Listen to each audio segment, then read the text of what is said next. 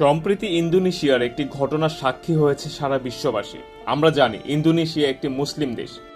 তথ্য মতে দেশটির দুজন স্বামী স্ত্রী রাতের খাবার দাবার শেষ করে সহবাস করার সময় তাদের যৌনাঙ্গ আটকে যায়। ঘটনাটি আশেপাশে মানুষ জানাজানি হলে সবাই দেখতে আসে, কিন্তু কিছুতেই কিছু হলো না। এলাকার লোকজন কিছুই করতে পারল না। ফলে মেয়েটির অতিরিক্ত রক্তক্ষরণের ফলে মৃত্যু হয় এবং ছেলেটিরও মৃত্যু হয়। এই ঘটনাকে কেন্দ্র করে সারা বিশ্বে তোলপাড় শুরু হয়েছে।